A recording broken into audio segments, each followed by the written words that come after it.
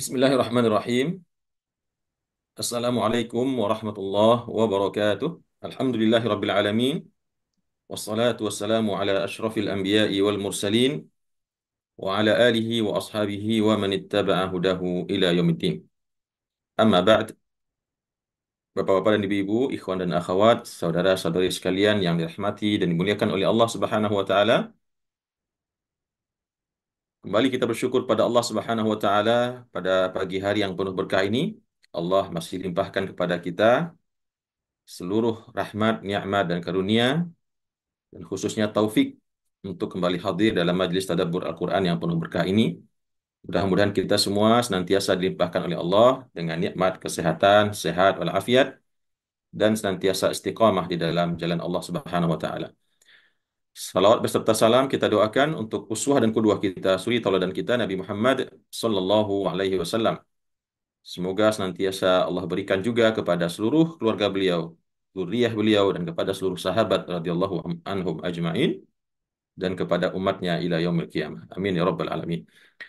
Bapak dan Ibu yang dirahmati Allah, pagi ini kita kembali akan lanjutkan pembahasan tadabbur Al-Quran yang insya Allah akan membahas mentadabburi surah Al-A'raf dimulai dari ayat 156 sampai 159. Kita lihat kembali ayat yang sebelumnya ya. Seperti kita ingat di pertemuan yang lalu kita masih membahas tentang cerita Nabi Musa dengan kaumnya. Di ayat yang sebelumnya, ayat 155 ya. Di ayat sebelumnya kita membahas pada minggu yang lalu di mana Allah mengatakan waqtara Musa qaumahu sab'ina rajulan limiqatina. Dan kemudian Nabi Musa memilih daripada kaumnya sekitar 70 orang laki-laki untuk berjumpa dengan Allah ya, untuk memenuhi perjanjian dengan Allah untuk meminta taubat ya. Nabi Musa memilih daripada kaumnya yang telah menyembah berhala sepeninggal beliau, kemudian diajak untuk pergi ke Bukit Tursina dalam rangka beristighfar, bermunajat dan memohon ampun kepada Allah Subhanahu wa taala. Nah, kemudian seperti yang kita jelaskan di pertemuan yang lalu, maka ketika sampai di tempat yang telah dijanjikan, maka mereka diperintahkan untuk meminta ampun kepada Allah, namun mereka malah meminta agar mereka diberikan kesempatan untuk melihat wajahnya Allah. Ya, dijumpakan dengan Allah secara langsung. Maka permintaan tersebut akhirnya mendapatkan murka dari Allah Subhanahu wa taala dan mereka pun dihukum oleh Allah dengan sebuah gempa yang sangat dahsyat yang mematikan mereka semua. Maka pada saat tersebut seperti dijelaskan Nabi Musa mengalami suatu kesedihan yang luar biasa. Beliau mengatakan kalau seandainya engkau akan menghancurkan mereka ini, maka tentu lebih baik engkau hancurkan kami ketika kami sedang bersama-sama di bawah sana dengan kaum-kaum yang lain ya. Maka kata Nabi Musa, apakah engkau tega ya Allah menghancurkan kami, membunuh kami dan menghukum kami dengan hukuman yang berat akibat perbuatan orang-orang yang bodoh di antara kami. Ya. Namun tentu ini bukan berarti Nabi Musa protes kepada Allah, tapi mengungkapkan kesedihannya ya akibat hukuman yang Allah berikan kepada kaumnya yang membangkang dan menolak apa yang diperintahkan oleh Nabi Musa alaihissalam. Lalu kemudian Nabi Musa mengatakan, in hiya illa fitnatuka tudillu biha man tasya. Sesungguhnya apa yang terjadi ini adalah fitnah dari engkau ya Allah, ya ujian dari engkau ya Allah, tudillu biha man tasya. Yang engkau buat orang-orang yang engkau kehendaki tersesat dengannya dan engkau beri petunjuk orang-orang yang engkau kehendaki. Anta waliyuna faghfir lana warhamna wa anta khairul ghafirin. Kemudian Nabi Musa mengatakan, engkau adalah wali kami ya Allah, tempat kami meminta pertolongan, tempat kami meminta uh, engkau adalah pemimpin kami dan tempat kami meminta pertolongan. Faghfir lana warhamna. Maka ampunilah kami dan rahmatilah kami wa anta khairul ghafirin. Dan engkau adalah sebaik-baik zat yang memberikan ampunan. Nah, kemudian di ayat yang pagi ini kita lanjutkan Bapak dan Ibu merupakan kelanjutan daripada doa Nabi Musa alaihissalam yang sebelumnya. Di Nabi Musa masih terus berdoa kepada Allah. Beliau mengatakan waktu belana fi hadhihi dunya hasanah. Dan tulislah, tetapkanlah ya Allah untuk kami fi hadhihi dunya hasanah. Di dunia ini sebuah kebaikan, ya. Yaitu sebuah kebaikan, sebuah ketaatan kepadamu ya Allah, hidup menjadi orang-orang yang soleh, beramal soleh. Jadi hasanah di dunia itu bukan berarti kekayaan Bapak dan Ibu ya. Hasanah di dunia itu adalah hidup menjadi hamba yang diridhoi Allah memiliki atau menjalani kehidupan dengan amal soleh dan ketaatan kepada Allah Subhanahu wa taala. Demikian sebagaimana dijelaskan dalam tafsir At-Tabari, hasanah di sini bukan berarti kenikmatan dunia, kekuasaan, bukan. Hasanah di sini adalah di mana Nabi Musa alaihissalam meminta kepada Allah agar mengkaruniakan kepada umatnya hasanah, yaitu kemampuan untuk berbuat amal soleh, ketaatan kepada Allah, tidak lagi melawan, tidak lagi membangkang, ya, kepada Nabi Musa alaihissalam. Wafil akhirah, dan demikian juga Nabi Musa meminta wafil akhirah, dan demikian juga meminta hasanah fil akhirah. Waktu belana fi hadhihi dunya hasanah wa fil akhirah. Dan tetapkanlah untuk kami di dunia ini sebuah kebaikan, dan demikian juga di akhirat. Kalau di akhirat tentu maghfiratun minallah, ampunan dari Allah, wa dukhulul jannah, dan masuknya mereka ke dalam surganya Allah Subhanahu wa taala. Itulah kebaikan yang tertinggi, yang termulia di akhirat, yaitu masuknya seorang hamba ke dalam surganya Allah Subhanahu wa taala. Inna hudna ilaik. Kata Nabi Musa, inna hudna ilaik. Sesungguhnya kami telah kembali kepada Engkau ya Allah. Artinya kami bertaubat kepadamu ya Allah. Kami kembali daripada kesesatan kami. Tentu maksudnya bukan Nabi Musanya ya, tetapi umatnya begitu. Nabi Musa memimpin doa kepada Allah, inna hudna ilaik, atau sesungguhnya kami telah taubat dan kembali ke jalan yang benar kepadamu ya Allah. Qala, lalu Allah berkata kepada Nabi Musa, menjawab doa Nabi Musa tersebut, azabi usibu bihi man asya. Kata Allah, sesungguhnya azabku berupa hukuman yang telah Allah berikan kepada baik yang 70 orang yang meninggal atau yang sebelumnya, begitu juga pada Firaun dan tentaranya.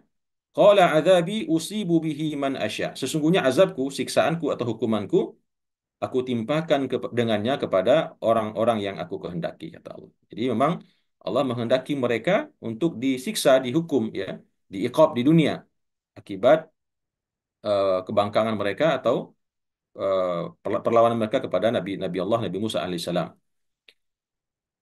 Wa rahmati wasi'at kulla syai'. Namun demikian, meskipun Allah berkehendak atau bebas berkehendak untuk mengazab, mengiqab, menghukum, menurunkan musibah kepada siapapun yang Allah kehendaki, namun Allah mengatakan wa rahmati wasi'at kulla syai'. Namun demikian, sesungguhnya rahmatku, kasih sayangku, wasi'at kulla syai', meliputi segala sesuatu. Ya. Jadi meskipun Allah punya iradah, punya keinginan yang tidak bisa dilawan dan tidak bisa ditolak oleh siapapun untuk menurunkan azab, ya, atau iqab kepada siapa yang Allah kehendaki. Namun Allah menjelaskan kepada kita semua bahwasanya warahmati wasi'at kulla syai'. Rahmat Allah, kasih sayang Allah telah meliputi segala sesuatu. Apapun yang Allah ciptakan di dalam jagat jagat raya ini, maka semuanya mendapatkan kasih sayang dari Allah Subhanahu wa taala. Bahkan termasuk orang-orang kafir itu sendiri. Karena Allah mengatakan dalam Al-Qur'an, Ar-Rahmanir Rahim, Bismillahirrahmanirrahim, Ar-Rahim, ya. Karena sifat Rahman itu adalah yang berarti Allah Maha menyayangi, mengasihi semua makhluknya tanpa pandang bulu, tanpa melihat apakah dia muslim, apakah dia kafir, apakah dia taat atau ingkar. Maka Allah tidak pernah membedakan dalam hal memberikan rezeki, kasih sayang, keselamatan, perlindungan. Namun Ar-Rahim, sifat Allah yang Ar-Rahim, maka itu hanya khusus diberikan kepada orang-orang Islam, orang-orang mukmin, di mana Allah berikan kepada mereka kelak nanti di akhirat, yaitu surganya Allah Subhanahu wa taala.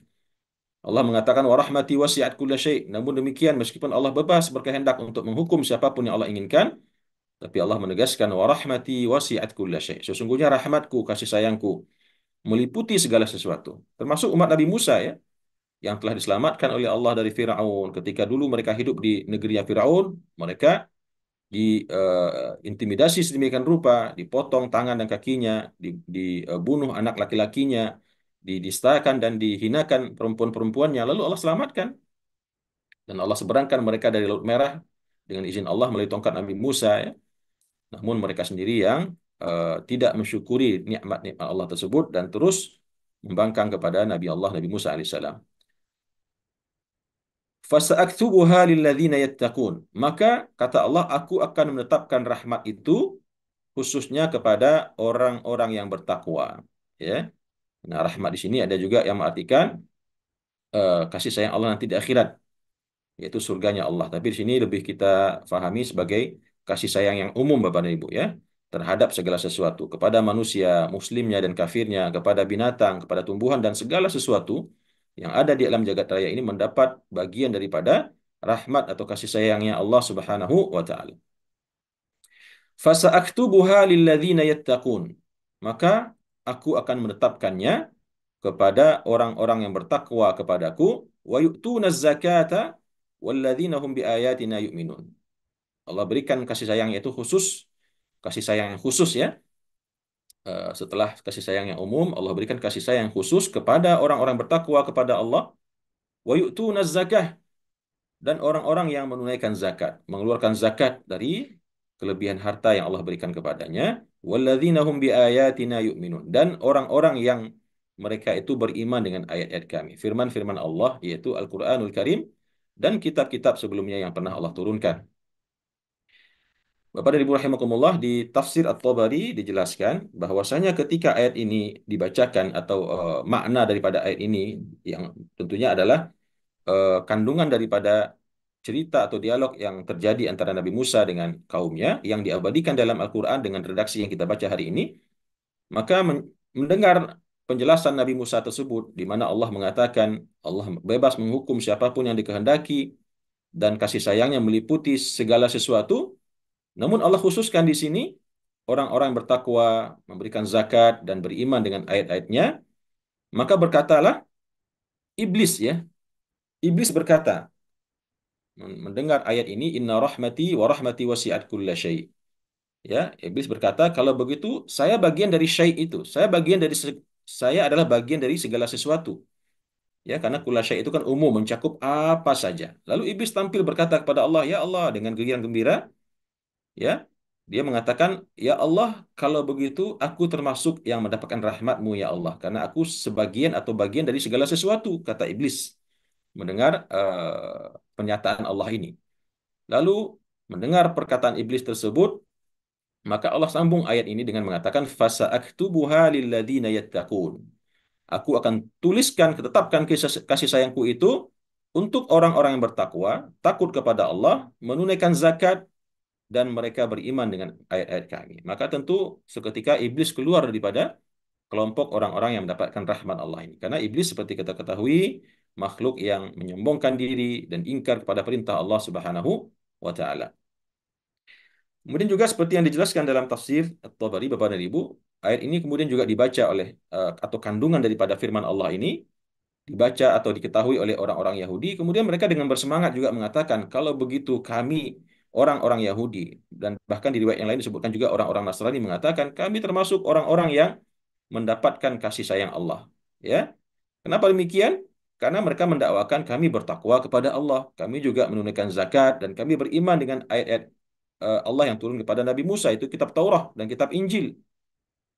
Maka kemudian menjawab dakwaan orang-orang Yahudi dan Nasrani ini, Allah kemudian turunkan lagi ayat yang berikutnya ya, di mana yang Allah maksud di sini adalah umatnya Nabi Muhammad sallallahu alaihi wasallam.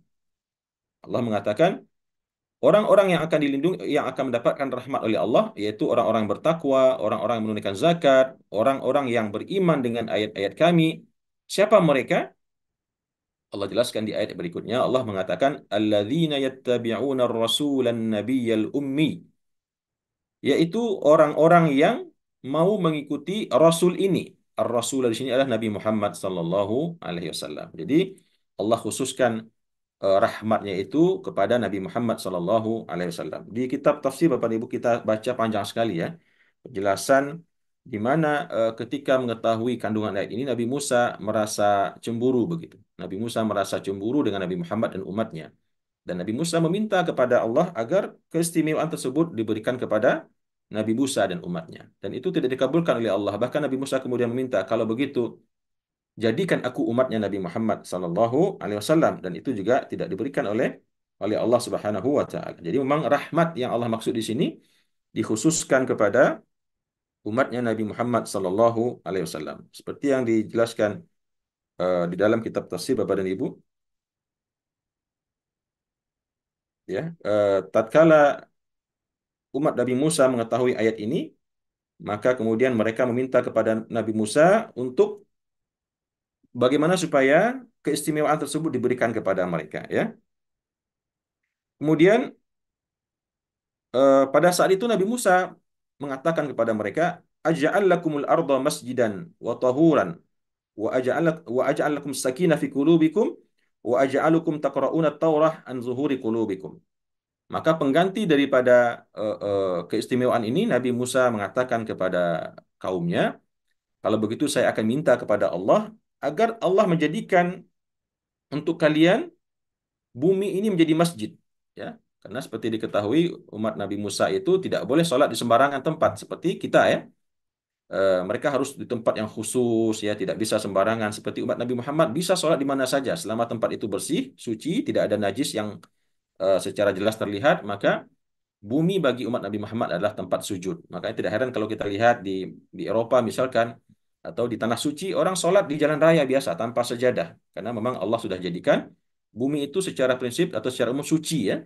Kita boleh sholat di mana saja tanpa harus khawatir sholat kita tidak terima oleh Allah, kecuali kalau memang di tempat yang akan kita gunakan itu secara terangan, secara nyata kita melihat ada najis di sana. Tapi secara umum, kalau tidak ada, meskipun mungkin kita tahu mungkin tempat itu diinjak oleh manusia, dilalui oleh binatang dan seterusnya, maka secara umum di antara keistimewaan Nabi Muhammad Sallallahu Alaihi Wasallam bahwasanya Allah berikan kepada beliau dan umatnya seluruh bumi ini, permukaan bumi ini suci, ya. Kemudian juga wa aj'alus sakinata fi qulubikum. Kata Nabi Musa, saya akan jadikan juga semacam ketenangan di hati kalian, ya. Kemudian juga wa aj'alakum taqra'una at-Taurah an zuhuri qulubikum, dan saya juga akan minta kepada Allah agar kalian dapat menghafal kitab Taurat di luar kepala. Jadi tiga itu Nabi Musa janjikan kepada kaumnya, ya, agar mereka merasa ridho dan puas dengan pemberian Allah Subhanahu wa taala. Lalu apa reaksi mereka, Bapak dan Ibu? Faqalu, mereka berkata, la nuridu illa an nusalli fil kanais. Kami tidak mau sholat di sembarangan tempat, kami hanya mau sholat di gereja-gereja, ya, di gereja atau di rumah-rumah ibadah mereka, di sinagog-sinagog mereka. Mereka tidak mau diberikan izin atau rukhsah atau keringanan untuk bisa sholat di mana saja, seperti umat Islam, seperti umatnya Nabi Muhammad Sallallahu Alaihi Wasallam. Mereka tetap pokoknya kalau sholat itu harus di gereja atau di sinagog. Kemudian mereka mengatakan, wala nastati'u hamlas sakinata fil qulub, dan kami juga tidak sanggup untuk membawa-bawa kemana-mana sakinah di dalam hati kami. Jadi lucu ya Bapak Ibu, ya. Diberikan, dijanjikan bahwasanya Allah akan berikan ke dalam hati mereka itu sakinah, ketenangan, kedamaian, ketentraman. Malah mereka mengatakan, ah nggak usah begitu. Karena kami nggak sanggup bawa-bawa sakinah itu kemana-mana. Biar di luar saja, nggak usah ada sakinah di hatinya. Ya, ini menggambarkan betapa sombong dan takaburnya si Bani Israel ini, ya. Kemudian juga wala an naqra'ut Taurah illa nazra. Dan kami juga tidak mau eh, membawa membawa kitab Taurat itu di kepala kami, dalam ingatan kami. Kami hanya mau membawa atau membaca kitab Taurat itu secara kasat mata atau dengan melihat kepadanya. Jadi tidak mau dikaruniakan oleh Allah karunia bisa menghafal Taurah di luar kepala. Maunya tetap melihat, ya, kepada fisiknya Taurah itu. Ya, ini memang sebuah sikap yang luar biasa lucu dan aneh, ya. Diberikan karunia malah karena memang mereka adalah kaum yang penting membangkang, yang penting menyombongkan diri, ya. Yang penting ngeyel, begitulah umat Nabi Musa ini, Bani Israel. Maka kemudian eh, turunlah ayat yang mengatakan, ya, tadi di atas kita sebutkan fasa'aktubuha lilladzina yattaqun wa yu'tuna zakah walladzina hum biayatina yu'minun, ya. Maka Allah mengatakan kalau begitu kalian tidak mau, kalian enggan, maka Allah akan tetapkan rahmatnya yang meliputi segala sesuatu itu kepada orang yang bertakwa, kepada orang yang menunaikan zakat, kepada orang-orang yang beriman dengan ayat kami. Lalu kemudian mereka berkata kembali, kalau begitu kami tetap dapat, tanpa harus menerima pemberian-pemberian yang tiga tadi. Karena apa? Karena kami termasuk orang yang bertakwa, ya. Kami juga orang yang menunaikan zakat, kami orang-orang yang beriman dengan Taurat, ya. Ini yang mereka sampaikan, ya. Tentunya ini sebuah kesombongan, ya. Padahal faktanya tidak demikian. Lalu Allah menegaskan kepada mereka, ya, kalau kalian meyakini kalian orang bertakwa, beriman dengan Taurat, dan menunaikan zakat, maka penjelasan yang berikut ini akan serta-merta mengeluarkan kalian daripada kategori orang-orang yang dapat rahmat Allah. Yaitu ayat yang tadi kita sebutkan, alladzina yattabi'una ar-rasulan nabiyyal ummi. Orang yang mendapat rahmat dari Allah, ya, di samping orang yang tadi bertakwa, berzakat, beriman dengan ayat-ayat Allah, yaitu orang-orang yang mengikuti nabi ini. Alladzina yattabi'una ar-rasulan nabiyyal ummi. Orang-orang yang mau mengikuti rasul dan nabi ini, itu Nabi Muhammad sallallahu alaihi wasallam. Beliau adalah seorang rasul sekaligus seorang nabi atau nabi dan rasul yang Allah sifati dia dengan al-ummi, ya. Ummi di sini bukan berarti bodoh Bapak dan Ibu, ya. Ada sebagian orang yang mengatakan nabi kita tuh bodoh karena dia bersifat ummi, tapi bukan. Ummi di situ maksudnya belum bisa mengenal baca dan tulis, dan itu justru sebuah bukti kenabian beliau, di mana seseorang yang belum mengenal cara membaca dan cara menulis justru bisa menyampaikan wahyu-wahyu, kalimat-kalimat, kalam-kalamullah yang dahsyat dan luar biasa yang tidak sanggup ditandingi oleh orang-orang pujangga-pujangga sastra di kalangan kafir Quraisy di Makkah pada waktu itu. Padahal Nabi Muhammad itu seorang yang ummi. Ummi di sini adalah belum bisa menulis dan membaca. Bukan berarti bodoh, ya. Kalau soal bodoh, maka Nabi kita itu bukan termasuk seseorang yang sangat memiliki kecerdasan dan kepintaran luar biasa, Nabi Muhammad sallallahu alaihi wasallam. Alladzina yattabi'una ar-rasulan nabiyyal ummi, itu orang-orang yang mendapat rahmat itu adalah orang-orang yang mengikuti rasul dan nabi yang ummi ini. Alladzina yajidunahu maktuban indahum fit Taurah, yaitu nabi yang mereka mendapatkan dia maktuban indahum fit Taurah, tertulis namanya di sisi mereka itu dalam kitab Taurahnya mereka. Wal Injil, demikian juga dalam kitab Injil. Ya, jadi Allah menjelaskan di sini Nabi Muhammad SAW itu orang-orang ahlu kitab, baik Yahudi maupun Nasrani, sesungguhnya mereka telah mendapatkan nama Nabi Muhammad itu tertulis secara gamblang, secara jelas di dalam kitab mereka, baik kitab Taurat maupun kitab Injil. Bahkan di situ disebut dengan secara eksplisit seperti apa sifat-sifat daripada Nabi akhir zaman tersebut, yaitu Nabi Muhammad sallallahu alaihi wasallam, yaitu ya'muruhum bil ma'ruf wa yanhahum 'anil munkar. Yang mana sifatnya, karakteristiknya Nabi akhir zaman itu yang ummi yang mereka dapatkan dalam kitab Taurat dan Injil itu adalah ya'muruhum bil ma'ruf. Dia selalu menyuruh mereka untuk melakukan perbuatan yang ma'ruf, beriman kepada Allah Subhanahu wa taala, melakukan ketaatan kepadanya, mendirikan salat, ya, membaca Al-Qur'an, berzikir, mengingat kematian dan seterusnya. Wa yanhahum 'anil munkar.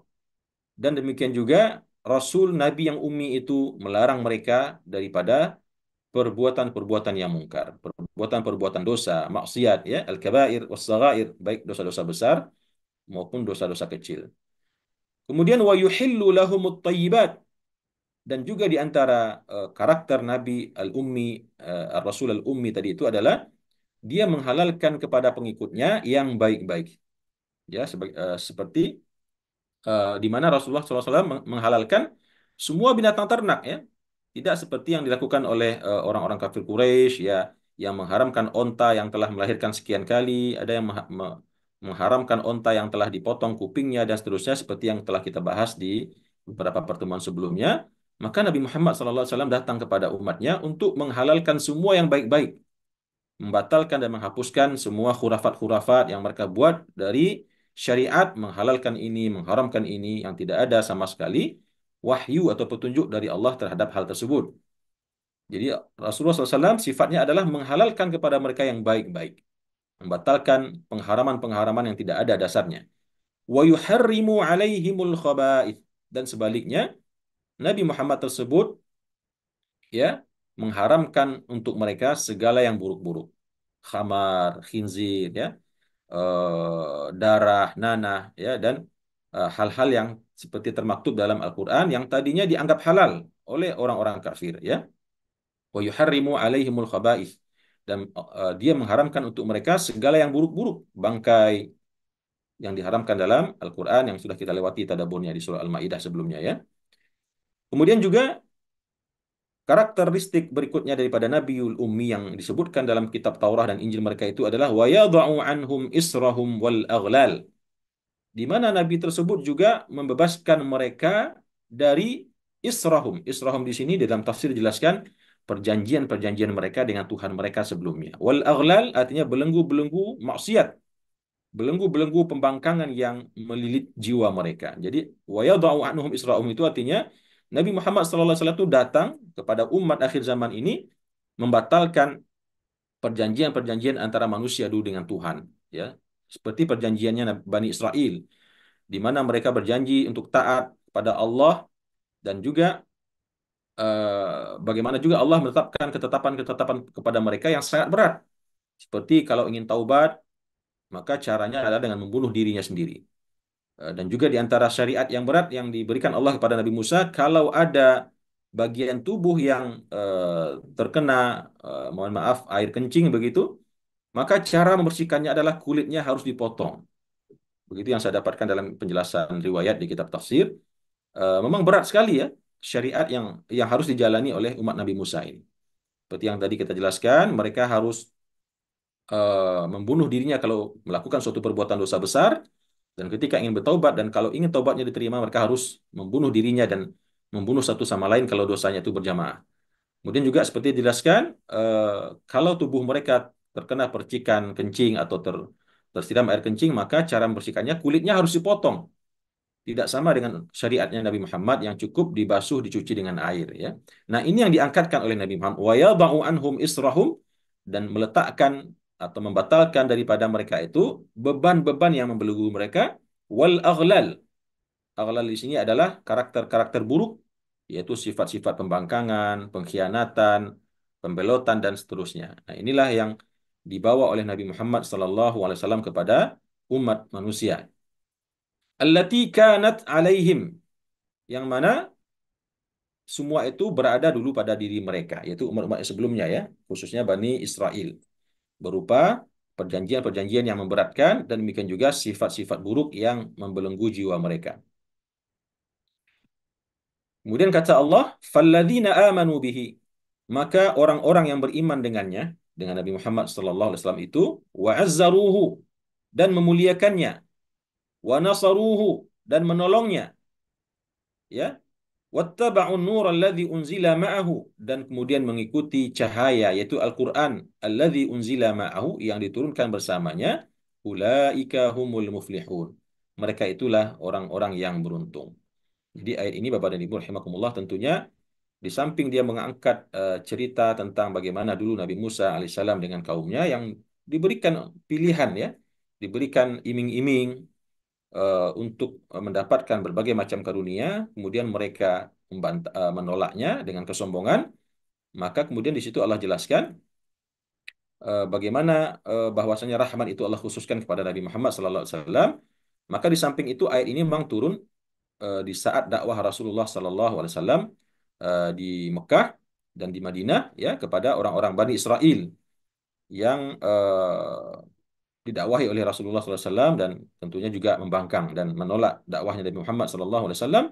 Maka di sini Rasulullah menjelaskan orang-orang yang mendapatkan rahmat daripada Allah, orang itu orang-orang yang bertakwa kepada Allah, kemudian menunaikan zakat dan beriman dengan ayat-ayat kami, yaitu orang-orang yang mengikuti Nabi Muhammad SAW, mau beriman dengan Nabi Muhammad SAW, di mana Nabi Muhammad tersebut sendiri juga telah termaktub namanya, telah dijelaskan bahkan sifat-sifatnya yang persis sesuai dengan keadaannya hari ini, yaitu dalam kitab Taurat dan kitab Injil, yang mana karakteristiknya yang telah mereka baca dalam kitab-kitab mereka adalah bahwa Nabi Muhammad itu Nabi akhir zaman yang ummi itu, di antara karakternya adalah senantiasa menyeru kepada yang ma'ruf dan mencegah daripada perbuatan yang mungkar, kemudian menghalalkan untuk mereka semua yang baik-baik, dan kemudian mengharamkan untuk mereka semua yang buruk-buruk. Dan demikian juga Nabi Muhammad tersebut membatalkan atau mengangkat daripada mereka mitsaq, perjanjian-perjanjian mereka yang berat dengan Allah, syariat-syariat mereka yang berat diberikan oleh Allah. Dan demikian juga al-aghlal, belenggu-belenggu jiwa yang berupa kefasikan, keingkaran, pengkhianatan dan seterusnya, allati kanat alaihim, yang semua itu dulu ada di atas mereka atau ada bersama diri mereka. Maka kemudian Allah menegaskan, adapun orang-orang yang mau beriman dengannya dan kemudian memuliakannya, azzaruhu itu memuliakannya dengan sikap, dengan perkataan dan perbuatan, wa nasaruhu, dan menolongnya, ya, membelanya ketika diintimidasi atau diperangi oleh orang-orang kafir, wattaba'un nur alladzi unzila ma'ah. Jadi kita Bapak dan Ibu termasuk orang-orang yang diminta oleh Allah untuk beriman dengan Nabi Muhammad. Kemudian kita juga memuliakan Nabi Muhammad. Di antara memuliakan Nabi Muhammad adalah Sallallahu Alaihi Wasallam ketika namanya disebut, maka kita senantiasa mengiringnya dengan Sallallahu Alaihi Wasallam. Wa nasaruhu dan menolongnya. Bagaimana menolong Nabi Muhammad Sallallahu Alaihi Wasallam di saat beliau telah tiada? Ya banyak sekarang ini perbuatan-perbuatan dilakukan oleh orang-orang kafir yang menghina ketokohan Nabi kita, membuat kartun-kartun yang menghinakan Nabi kita, maka kita harus menolongnya ya dengan berbagai macam cara. Dan termasuk menolong Nabi Muhammad adalah menegakkan sunnah-sunnahnya, menegakkan syariatnya, menerapkan akhlak-akhlaknya itu termasuk juga menolong Nabi Muhammad sallallahu alaihi wasallam. Wattaba'un nural ladzi unzila ma'ah dan mengikuti cahaya yang diturunkan bersamanya. Itu Al-Qur'anul Karim. Mengikuti Al-Qur'an. Jadi di sini kita diperintahkan untuk mengikuti ya. Bukan saja membaca saja, bukan saja mentadaburi saja, tapi mengikutinya, mengamalkannya dalam kehidupan kita. Semua ajaran-ajaran syariat-syariat ya dan nilai-nilai akhlak yang telah dijelaskan dalam eh, kitab yang diturunkan bersama yang disebut oleh Allah dengan nur, cahaya. Cahaya yang menjadi penerang dalam kehidupan manusia. Yang kita jelaskan sebelumnya, ya Al-Quran kalau ditaruh dalam rumah dia nggak memerlukan cahaya ya. Jadi jangan sampai nanti difahami mati lampu taruh Al-Quran keluar cahaya enggak. Yang dimaksud Al-Quran menjadi cahaya adalah ketika dia dibaca, ditadaburi, dan dilaksanakan petunjuk-petunjuknya, maka pada saat itulah Al-Quran akan menjadi sebuah cahaya yang menerangi kehidupan kita. Ulaika humul muflihun. Mereka itulah, kata Allah, orang-orang yang beriman, memuliakan Nabi, menolong Nabi, dan mengikuti petunjuk yang Allah berikan kepadanya melalui Al-Quran. Ulaika humul muflihun. Mereka itulah orang-orang yang beruntung, orang-orang yang sukses, orang-orang yang menang, baik di dunia, terutama nanti kelak di akhirat. Karena dengan itu mereka akan Allah berikan kemenangan, kesuksesan yang hakiki, yaitu masuknya mereka ke dalam surganya Allah dan terhindarnya mereka dari siksaan api neraka. Kemudian di ayat yang selanjutnya Bapak dan Ibu rahimakumullah, ayat ini Allah menyampaikan kepada Nabi Muhammad SAW, Qul, katakanlah wahai Muhammad, katakanlah wahai Muhammad, ya ayuhan nas, wahai sekalian manusia, ya. Di sini Rasulullah tidak saja menyeru orang-orang beriman, semua manusia yang ada di bumi ini. Karena Nabi memang diutus untuk seluruh manusia tanpa terkecuali. Inni Rasulullahi ilaikum jami'a. Sesungguhnya aku adalah Rasul Allah, utusan Allah kepada kalian semuanya. Ya, jadi Nabi Muhammad itu sallallahu alaihi wasallam utusan Allah untuk semua manusia, bukan Arab saja, bukan Persia saja, bukan Turki saja ya, tetapi kepada seluruh umat manusia. Nabi Muhammad sallallahu alaihi wasallam diutus oleh Allah kepada orang Asianya, kepada Afrikanya, pada orang Negronya, Indiannya, Arabnya, Cina dan seterusnya ya. Maka Nabi Muhammad SAW diutus oleh Allah untuk kepada seluruh umat manusia. Alladzi lahu mulkus samawati wal ard, yaitu Nabi Muhammad diutus oleh Allah, yaitu zat yang lahu mulkus samawati wal ard. Nabi Muhammad diutus kepada segenap manusia di dunia ini oleh Allah yang baginya lah seluruh kerajaan-kerajaan yang ada di langit dan demikian juga yang ada di bumi. Semua milik Allah karena Allah yang menciptakannya. Semua yang ada di langit dan semua yang ada di bumi tanpa luput satu pun semua adalah milik Allah Subhanahu wa taala. La ilaha illahu. Tidak ada Tuhan yang patut disembah, tidak ada Tuhan yang patut dituhankan, diyakini sebagai ilah melainkan Dia, Allah Subhanahu wa taala. Yuhyi wa yumit. Dialah yang menghidupkan makhluknya, wa yumitu, dan dia pula lah yang akan mematikannya. Jadi yang menghidupkan dan mematikan makhluk itu hanyalah Allah Subhanahu wa taala. Tidak ada satupun kekuatan selain Allah yang kalau Allah tidak izin dapat menghidupkan yang mati dan sebaliknya dapat mematikan yang hidup karena Allah lah yang yuhyi wa yumit. Allah sajalah yang punya kekuasaan untuk menghidupkan dan demikian juga mematikan. Maka oleh karena itu kata Allah fa'aminu billahi wa rasulih. Maka oleh karena itu berimanlah kalian dengan Allah wa rasulih dan demikian juga berimanlah kalian dengan rasulnya. An-nabiyil ummi. Kembali Allah tegaskan di sini berimanlah dengan rasulnya seorang nabi yang ummi, seorang nabi yang tidak bisa membaca dan menulis ya. Bukan nabi yang bodoh ya. tapi nabi yang tidak memiliki keahlian di dalam membaca dan menulis. Alladzi yu'minu billahi wa kalimatih. Berimanlah kalian dengan Allah dan berimanlah kalian dengan Rasulnya yang nabi yang ummi, di mana nabi tersebut yu'minu billah, dia beriman dengan Allah, wa kalimatih, dan semua kalimat-kalimat Allah. Kalimat-kalimat di sini adalah wahyu Allah yang sebelumnya, tanda-tanda Allah di alam jagat raya ini, seluruh nikmat-nikmat Allah, apapun yang menjadi kalimat Allah, maka diimani oleh Nabi Muhammad sallallahu alaihi wasallam. Wattabi'uhu, dan berimanlah kalian dengannya. Wattabi'uhu la'allakum tahtadun. Ikutilah Nabi Muhammad itu, mudah-mudahan kalian menjadi orang-orang yang mendapatkan petunjuk. Kemudian Bapak dan Ibu rahimakumullah, di ayat yang terakhir yang kita tadabburi pada pagi hari ini, Allah mengatakan, "Wa min qaumi Musa ummatun yahduna bil haqqi wa bihi ya'dilun." Di sini Allah jelaskan, meskipun tadi disebutkan di atas, kebanyakan daripada umat Nabi Musa itu membangkang dan ingkar, ya, maka ternyata ada sebagian segolongan daripada kaumnya Nabi Musa itu ummatun yahtadun, umat yang mereka itu mendapatkan petunjuk, ya. Artinya mereka eh, orang-orang yang istiqomah dengan ajaran Nabi Musa dalam kitab Taurat dan beramal dengannya, dan mereka berbuat taat kepada Allah Subhanahu wa taala. Ya, seperti dijelaskan kepada Ibu rahimakumullah, eh, setelah Nabi Musa alaihissalam kembali kepada kaumnya, maka terbelahlah sepeninggal Nabi Musa, ya, sepeninggal Nabi Musa alaihissalam, maka terbagilah umat Nabi Musa itu nanti kepada 12 golongan, ya. Maka dari 12 golongan tersebut, sebagaimana dijelaskan dalam tafsir At-Tabari, satu golongan di antara mereka membebaskan diri daripada yang lain. Nah, satu inilah yang dimaksud oleh Allah sebagai ummatun yahtadun, ya, sebagai umat yang mendapatkan petunjuk. Dalam tafsir At-Tabari dijelaskan dari sebuah riwayat dari Ibnu Juraij, "Wa min qaumi Musa ummatun yahduna bil haqqi wa bihi ya'dilun." Di antara Nabi Musa ada segolongan umat yang mendapat petunjuk dengan eh, kebaikan, kebenaran, dengan yang hak dan dengan yang mereka beramal. Qal ballaghani anna bani Israil lamma qatalu anbiya'ahum kafaru. Tatkala Bani Israel itu telah selesai membunuh nabi-nabi yang diutus kepada mereka, kemudian mereka kafir, ya.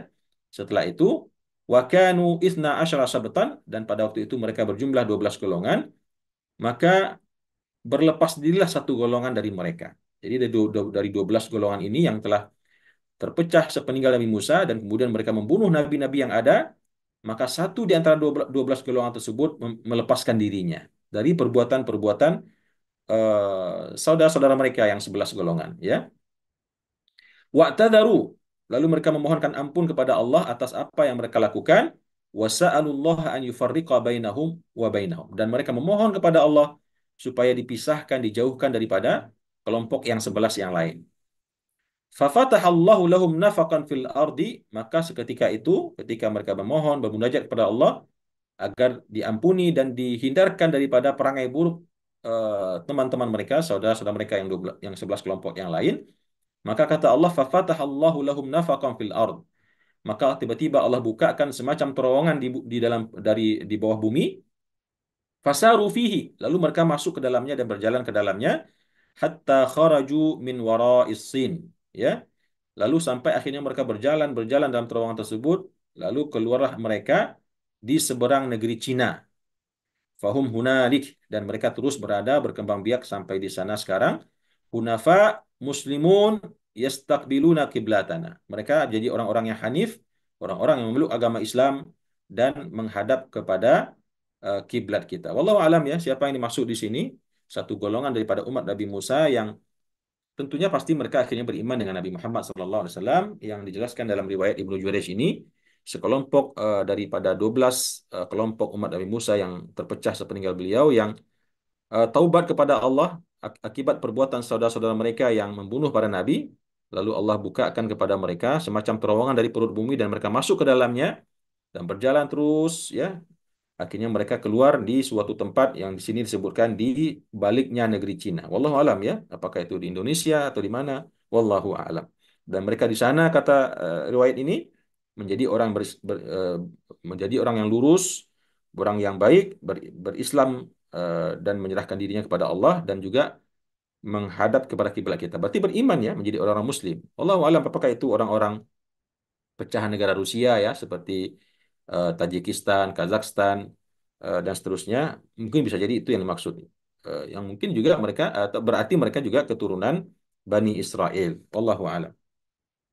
Bapak dan Ibu rahimakumullah, tentunya banyak sekali hal yang bisa kita dapatkan dari cerita Nabi Nabi Musa ini ya. Itu baru kita baca cerita-cerita yang ada dalam tafsir Al-Qur'an. Di antaranya riwayat-riwayat yang diangkat oleh At-Tabari ya, Ibnu Jarir At-Tabari yang berasal daripada riwayat para sahabat. Meskipun tentu tidak semua bisa kita jadikan sandaran kebenaran karena memang sebagian besar daripada cerita-cerita Bani Israel ini adalah Israiliyat ya, cerita-cerita yang tertuang dalam buku-bukunya orang-orang Bani Israel.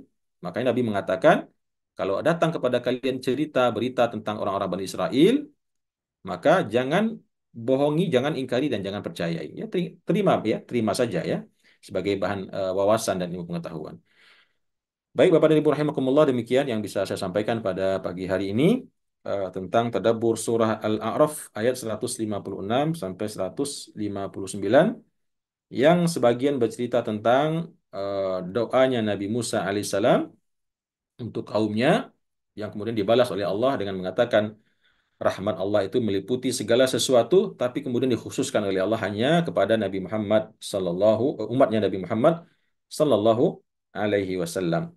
Dan juga perintah kepada kita untuk beriman kepada Nabi Muhammad ya dan mengikuti membelanya, menolongnya dan mengikuti Al-Qur'an yang diturunkan kepadanya. Kemudian Allah juga perintahkan kepada kita untuk beriman dengan Nabi yang ummi Nabi Muhammad ini dan juga mengikutinya, mengitibaknya, mengikuti sunnah-sunnahnya agar kita mendapatkan petunjuk. Kemudian di akhir dijelaskan bahwasanya di antara umat Nabi Musa juga ada ternyata segolongan umatnya yang mendapatkan petunjuk. Tidak semua yang menjadi orang-orang ingkar ya. Baik, mungkin itu nanti ada penjelasan lebih lanjut di tadabbur yang berikutnya besok tentang bagaimana Allah memecah belah umat Bani Israel ini menjadi 12 asbat ya. Insya Allah besok akan kita tadabburi bersama. Demikian Bapak dan Ibu yang bisa saya berikan, yang saya pandu pada pagi hari ini. Mudah-mudahan ada manfaatnya untuk kita semua.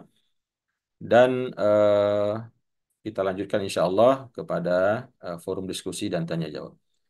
Demikian aku qauli hadza wa astaghfirullah li wa lakum. Wassalamualaikum warahmatullahi wabarakatuh.